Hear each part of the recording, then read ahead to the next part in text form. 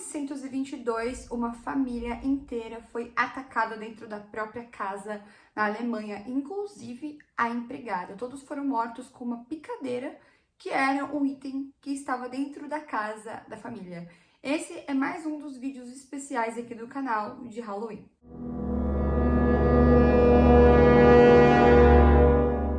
Noite do dia 31 de março de 1922, uma família de 6 pessoas e empregada foram mortos em uma fazenda a 70 quilômetros de Munique, na Alemanha. As vítimas eram os pais Andreas e a Casilla e a filha Victoria, que tinha 35 anos. Ela já era viúva e ela tinha 2 filhos, a Casilla e o Joseph, de 2 anos de idade. E dentro da casa também vivia com eles uma empregada que se chamava Maria. Pouco antes do crime acontecer, algumas coisas muito estranhas começaram a acontecer dentro da casa. Como, por exemplo, o Andreas, que era o pai da família, ele saiu lá fora e ele viu que tinha um jornal na porta.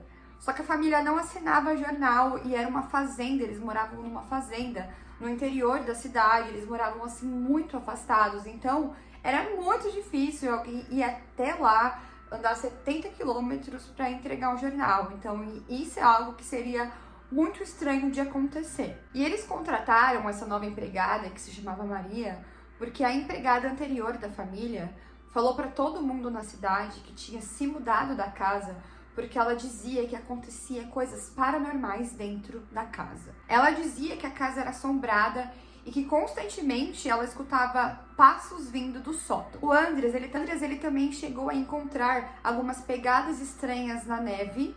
Ele também chegou a perder chaves, é como se alguém roubasse todas as suas chaves. E ele também começou a perceber que as fechaduras da sua casa começou a quebrar. E aquilo era muito estranho, porque além das fechaduras começar a quebrar, as chaves estavam começando a sumir, coisas estranhas estavam acontecendo ali. Depois que a empregada antiga saiu da casa, eles contrataram uma empregada nova.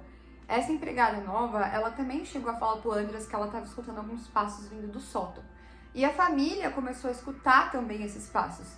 E eles eram da igreja, eles iam para a igreja, e eles chegaram a falar sobre isso na igreja, que estava acontecendo algumas coisas estranhas na casa deles, que eles estavam preocupados, mas ninguém fez absolutamente nada para ajudá-los. O Andreas também ele chegou a falar que constantemente ele vinha um homem de bigode preto observando a sua casa do lado de fora. Mas a gente está falando de 1922, então nenhum relato foi feito à polícia sobre isso. Mas tudo mudou quando simplesmente a família desapareceu.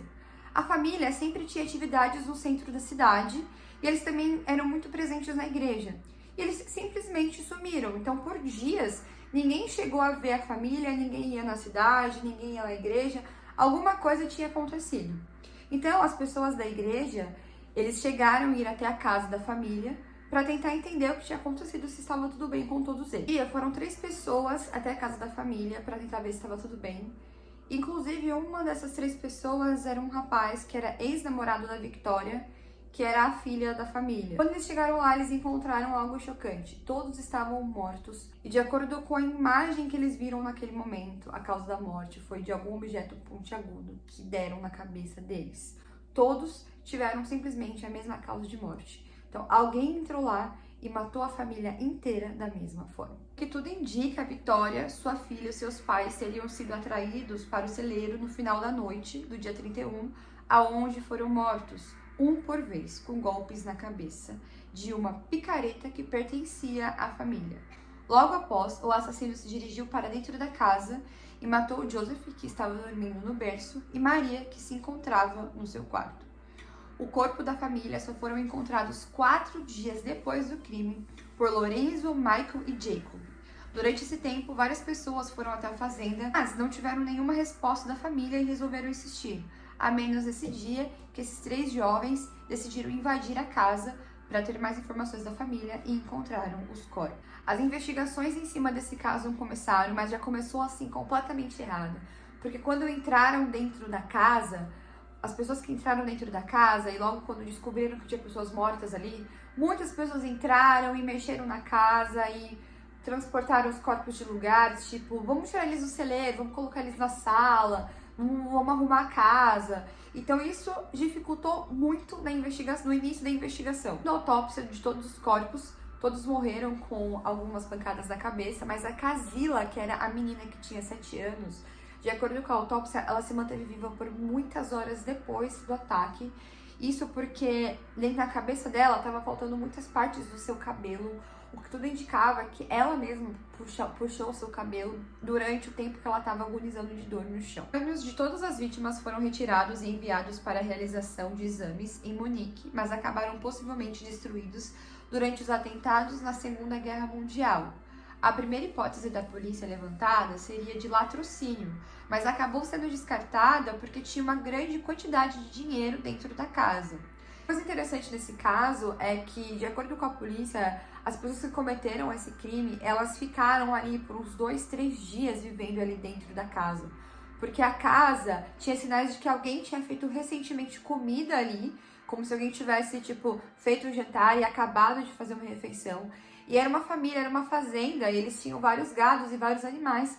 E todos os animais estavam recém-alimentados, estavam recém-limpos, ou seja, sinais que uma pessoa estava vivendo ali dentro da casa como uma rotina normal, com os corpos da família mortos lá dentro. É muito louco para você viver dentro de uma casa com 6 pessoas mortas e você conseguir fazer sua comida, jantar, enfim, tem que ser uma paranoia assim muito louca, velho.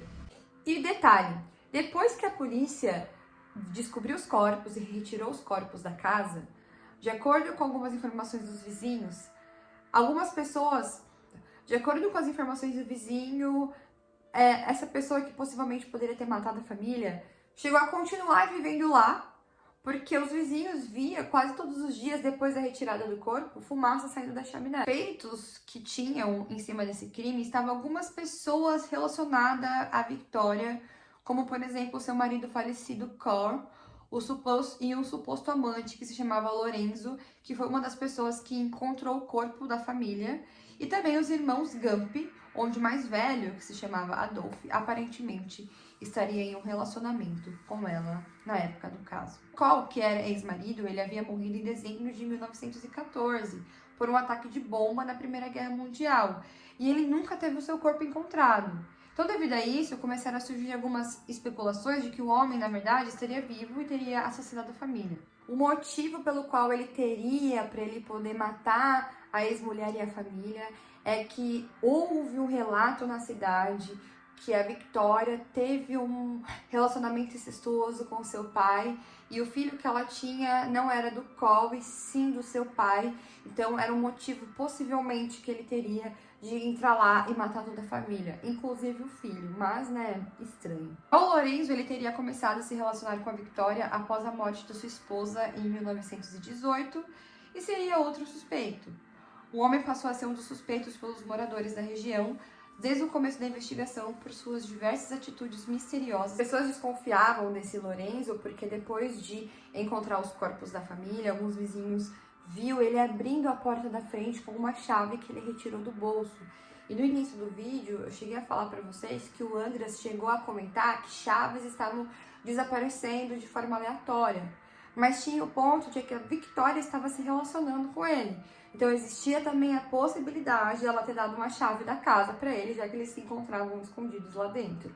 Dentro desse tempo, todas as pessoas que a Victoria se relacionou e que teria algum motivo para que pudessem entrar lá e cometer algum crime, já que ela era uma mulher que se relacionava com muitos homens ao mesmo tempo, E muitos deles tinham alguns motivos para que entrassem na casa e cometessem esse crime. A polícia fez uma investigação bem minuciosa em cima desses suspeitos e alguns foram levados para a delegacia, chegou até a ter mandados de prisão, mas nenhum deles foram presos de verdade porque eles não tinham provas concretas em cima desse caso. E por mais que tivesse suspeitos em cima desse caso, em cima dessa história, a polícia não tinha prova o suficiente para prender nenhum dos amantes da Victoria, se é que foi isso mesmo que aconteceu. Diversas prisões acabaram acontecendo, mas nenhum assassino comprovado foi encontrado, fazendo com que os arquivos fossem fechados em 1955. Todavia, alguns interrogatórios continuaram a ser feitos até o ano de 1986. Aproximadamente 100 suspeitos foram interrogados pela polícia durante o caso, mas nunca foram encontrados resultados que concluíssem quem matou a família. Esse caso aconteceu em 1922, era uma fazenda muito antiga, que estava ali há muitos anos. Eu não consegui achar exatamente se aquela fazenda foi a família que construiu. Enfim, não tem muitos detalhes sobre a família, mas existe uma hipótese que pode ter algum envolvimento sobrenatural dentro desse caso por conta dos acontecimentos anteriores. Eu falei no início do vídeo que o Andres ele chegou a ver um homem de bigode olhando para dentro da casa, observando a casa. Esse homem não tem nenhuma características parecidas com os suspeitos, que de acordo com a polícia poderia ter algum tipo de envolvimento nesse crime. Então, quem seria esse homem misterioso de bigode que ficava olhando a casa? Será que foi ele que cometeu esse crime? E outra teoria também é que não foi só uma pessoa, porque uma pessoa só matou 6 pessoas. Como que uma pessoa atrairia outra para o celeiro? Seria uma pessoa que conhecia a família? Ou seria mais de uma pessoa? Enfim, existem muitas teorias e muitas pontas soltas nesse caso. Sei que é bizarro, mas eu, Mayara, eu amo casos não solucionados. Eu sempre falo aqui como eu amo casos que não têm solução, porque eu gosto dessa parte de mistério. E claro que se algum desses casos tiver alguma evolução, eu trago aqui no canal pra vocês. Estamos no mês do Halloween e eu trago casos com coisas sobrenaturais aqui pra vocês. E vocês têm alguma indicação de algum caso, deixa aqui pra mim nos comentários. E foi esse o vídeo de hoje. Se você gostou do vídeo, deixe o seu gostei, deixe o seu like, não deixe de se inscrever no canal. É isso, um beijo pra vocês, até o próximo vídeo, tchau!